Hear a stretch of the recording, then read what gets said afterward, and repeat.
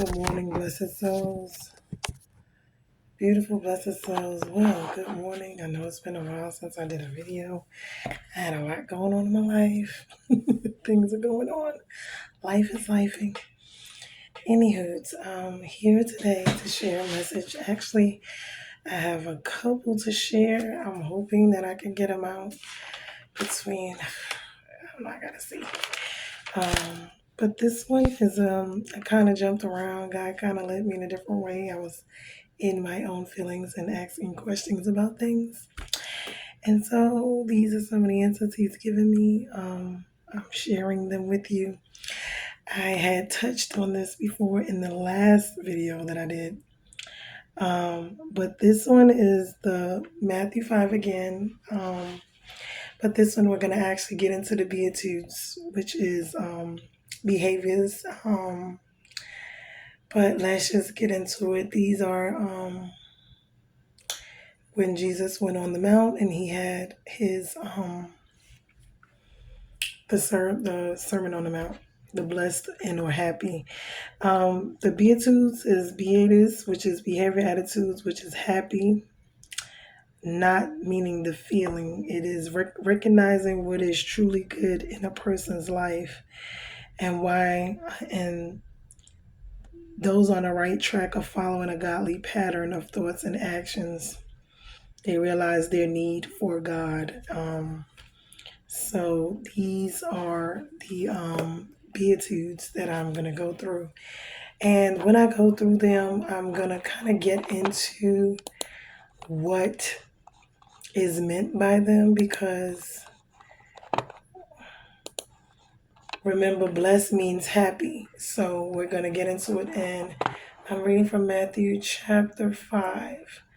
So this says, seeing the crowds, this is Jesus, he went up on the mountain, and when he sat down, his disciples came to him. And he opened his mouth and taught them, saying, blessed are the poor in spirit, for theirs is the kingdom of heaven. So when I looked up blessed, like I said, it means happy. So this means whenever you see blessed, you think of happy. So happy is the poor in spirit, is what it's saying. Not meaning money or finances, which is the opposite of being confident or self-reliant, especially in the spiritual sense. Poor meaning poor in spirit, which is they recognize they're incapable of providing for themselves by their own strength, their own goodness, their own righteousness. They know themselves to be spiritually bankrupt of goodness. They cannot hope to bargain or earn their way into the kingdom of heaven. So these are the things, the attributes and behaviors of those, what he's talking about. Blessed are the poor in spirit, meaning happy are the poor in spirit, which most people would not think of as a happy situation, to be poor in spirit. But remember, everything of the world is opposite of what's in the kingdom. So everything that we see around us is really opposite. And this is why we are threatened with opposition in the world, and everything is opposite, because anytime you try to do good or do right, you're being oppressed, you're being targeted, you're being persecuted. This is why it is supposed to be this way, because we live in this world, which is a world that this sin abides in, and that sin is basically, running rampant in. So when we think of these things, this is what we think of. So the next one was, blessed are those who mourn, for they shall be comforted. So when I looked up mourn, it said repentance for their sins, or to be saddened, to mourn in life, meaning mourning because of the things in daily life. It could be anything that brings you sadness or brings you mourning, because you are living on a planet that's ruled by death, ruled by sin. So they will be comforted by God, meaning God is going to comfort those who are mourning. Remember, blessed means bless those who are mourned, meaning happy are those who mourn. But the reason it is saying it that way is because, remember, once again, it is the opposite. But because we have to be persecuted, because we live in a world that is opposite of what it naturally should be, because we're operating in the carnal instead of in the spiritual, this is what it is. So then we go down to um, the next one. And that one says, blessed or happy are the meek, which I looked it up. Meek is either humble or gentle. They shall inherit the earth. Most people would see this and they would misinterpret and misunderstand meek, gentle, humble for weak. But this is not being meek, weak. No, this is not. What it is strength under pressure, strength under control, strength in seeking control to brute force, meaning you have the strength, you're taking control in brute force by being under control, not being out of control, not being forced by manipulation to get out of control, to be angered, trusting God instead of these extremes, meaning the extremes, the opposition that the world has against us, that comes against us, the courage to fight within ourselves, to trust God's plan, no matter what the circumstances and the opposition has. But we're humble, we're patient, we're gentle, we're meek, we're not weak, we're kind. We cannot fully understand how it will end, how it will work, but we still have the courage enough each and every day, although our flesh wars against us. In the flesh, the spirit is courage enough to fight against itself, to stay on the path and entrust God in what he says and what he's doing in our life, no matter what we see. So this is us having the courage to fight the opposition, knowing that although the opposition shows us one thing, God in the spirit is another. So we must do it by faith and not by sight. In so doing, trusting God of the who, what, when, where, why, how, and the time frame, knowing he's going to do it, but not knowing exactly who, what, when, where, how, and why. So that is the faith, that is the meek, that is the strength up under control. That is the courage that he's talking about. The next one is blessed or happy is those who hunger and thirst for righteousness' sake. When I looked up righteousness, it's morals, it's justice, it's justifiable situation, for they will be filled, meaning satisfied. For those who hunger and thirst, chase after God, basically his justice, his will, his morals, instead of the world's, and do not conform. They are made righteous by God because they sincerely seek, they sincerely want, they sincerely chase down the will and the righteousness of God because they want it. They want to see it in their lives. They want to see it in the world.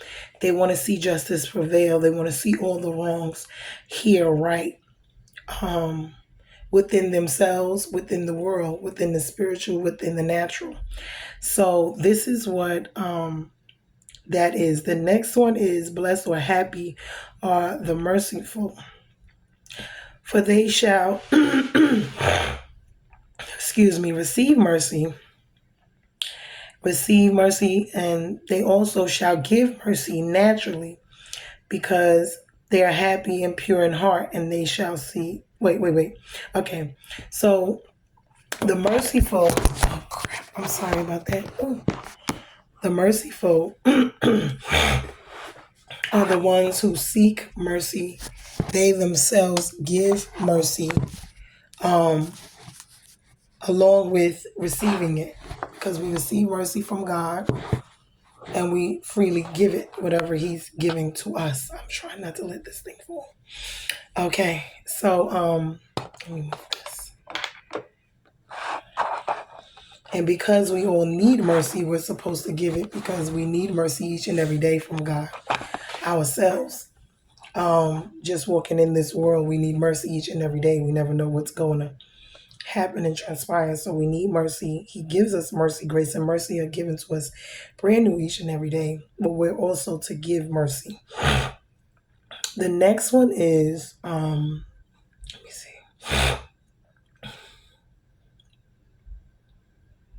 Blessed are the pure. No, wait, is it? Wait a minute. Okay, okay. Blessed meaning happy are the pure in heart. They shall see God. Um, these are people who don't. They feel hopeless. Sometimes their hearts are not um, focused, meaning on the inside out. They walk from the inside out in the world, meaning their hearts are pure. They're not out to seek evil. They're not out to cause mischief, to cause harm. They're not seeking all of these evil things. They're here trying to just make it in life and, do right by God, do right by people, They're not just evil, wicked people. Some people just wake up and they just love to stir drama. They love to stir trouble. They can't live without it. They seek it daily. They love it. They enjoy it. They can't live without it. They don't know how to be peaceful, happy. They don't know how to have thoughts of just, regular everyday stuff. They just always need drama, something going on in their lives. And it seems like it follows them. They're never happy without it. So these are people who their hearts are focused on God. Their hearts are in a pure place. So, that's why they shall see God, because, they rejoices in the ways that are right. That doesn't mean they'll be happy all the time, but they should not feel hopeless, in life. But when we talk about these things, I don't know.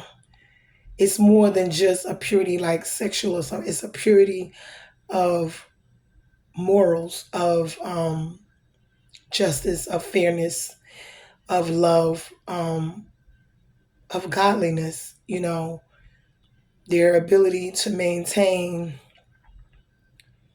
love, the love for God, the love for people, throughout whatever is going on, either in their lives, in the world, So that one basically is that. The next one is, excuse me, blessed are the peacemakers, for they shall be called sons of God, or children of God. Now, this is a great one because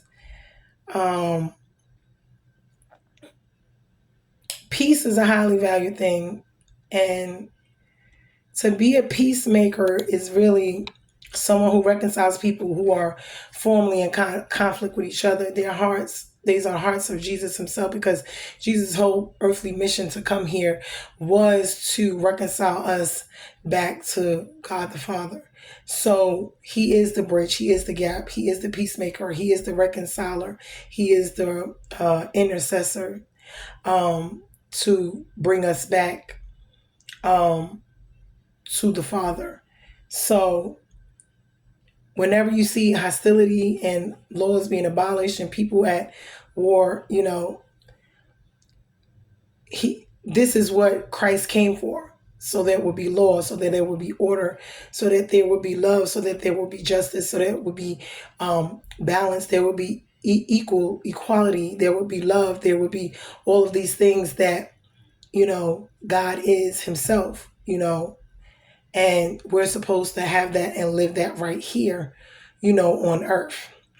So wherever there's hostility, wherever there's killing, wherever there's, drama or things going on that are turmoil, tragedies, fighting, drama, any type of things like that, blessed are the peacemakers. Those are the ones who try to resolve these things, try to bring, stop, put an end to the conflict, to reconcile, to join these people back together in peace and harmony, instead of in trauma or in, revenge and fighting and all of these things, evil, wickedness.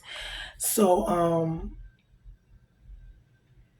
it's just, hold on, let me go to my other side of my notes because I'm still looking. Okay. So bridging humanity back. So whenever you see someone who is a peacemaker, because Jesus is the Prince of Peace, that was the whole point of his life, his death, his resurrection. It was in his throning to remove the barrier, to bridge the gap, to bring humanity back to its state of what God intended it, originally wanted it to be.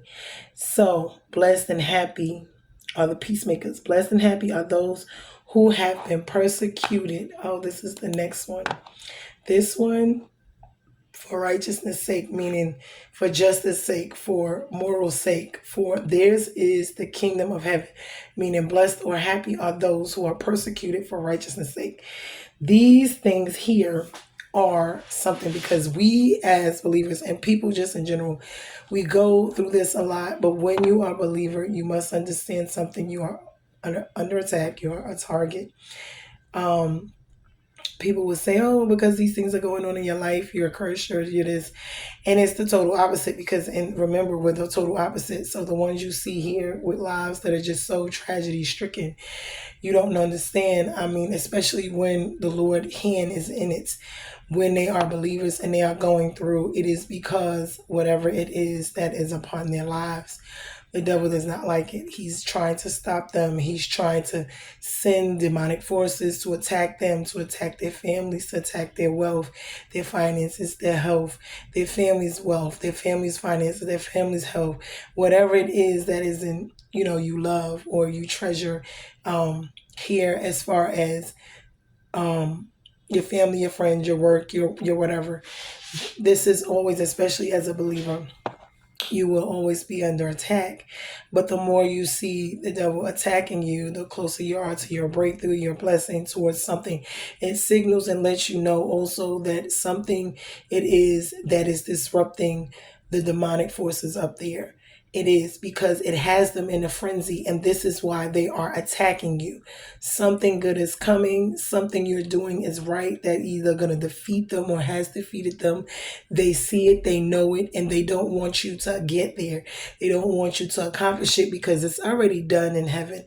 But it has to be worked out, played out down here.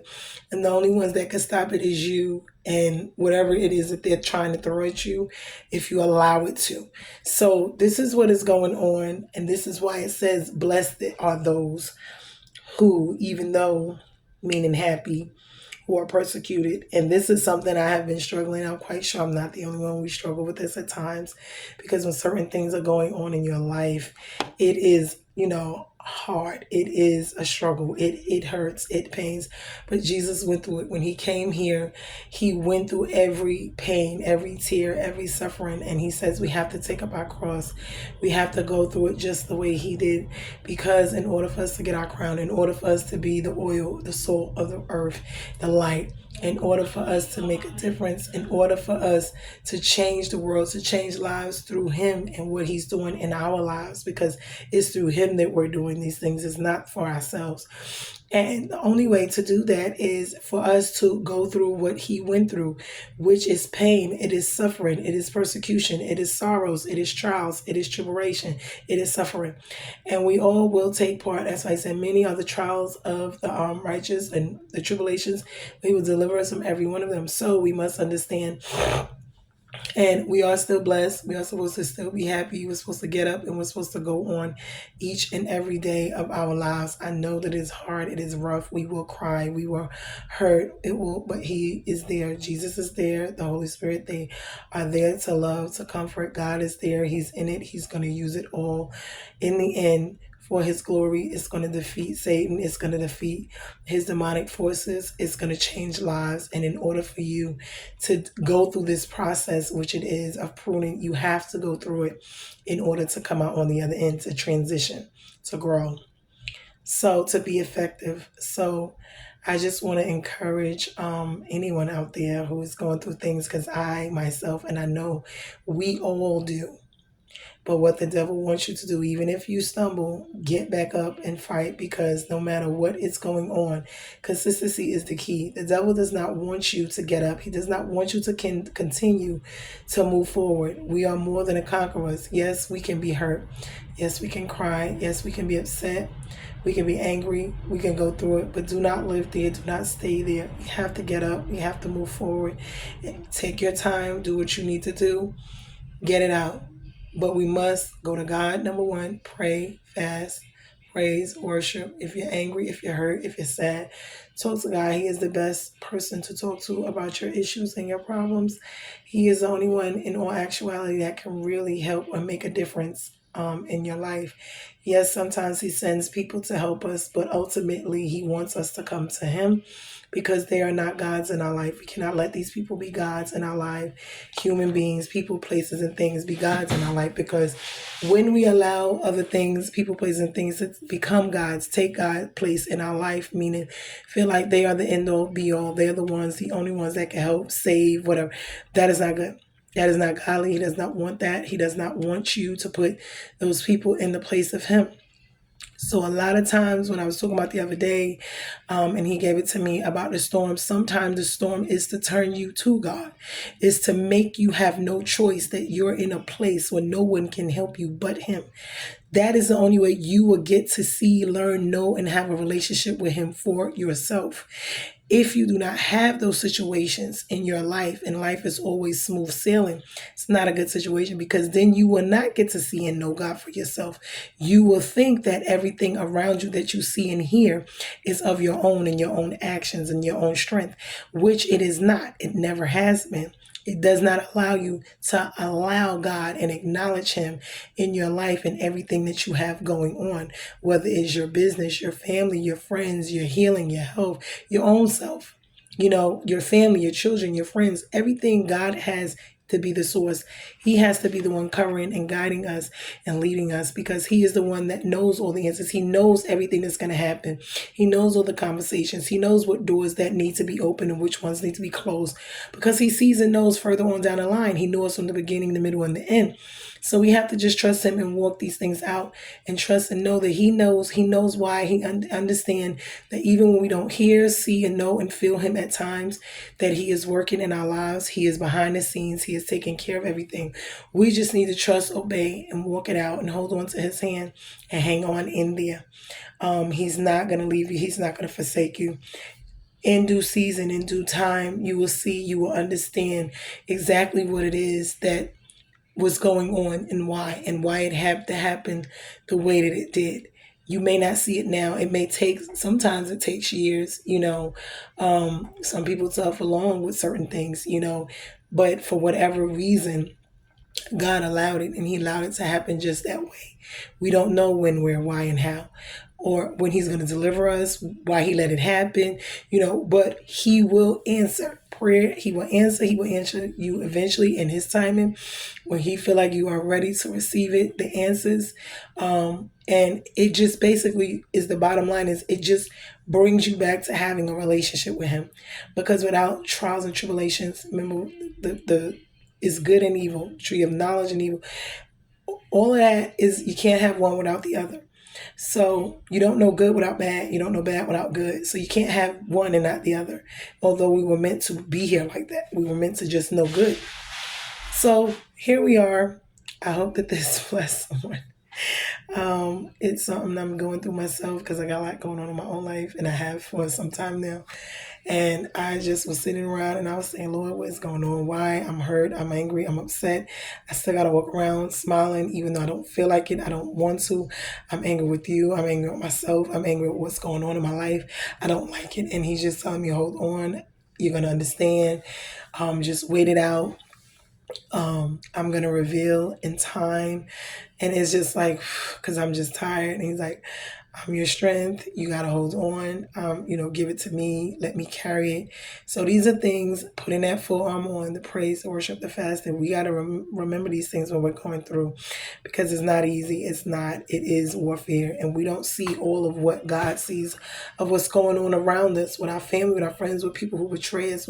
He sees it. He knows it before it happened. All that they say, all that they did, along with all what we say, all what we do, before it even happens. He knew the car crash was going to happen. He knew, this was going to happen, that was going to happen. He knew all of this before it happened. And the thing with that is, we have to trust that even with Him allowing it to happen, or if it was just something that was meant to happen, no matter what way it went, it's a part of our story, your story, mine. We got to remember, He is in control, and all things work together, meaning good and the bad, for them that love the Lord. He takes the manure in our lives and uses it as fertilizer.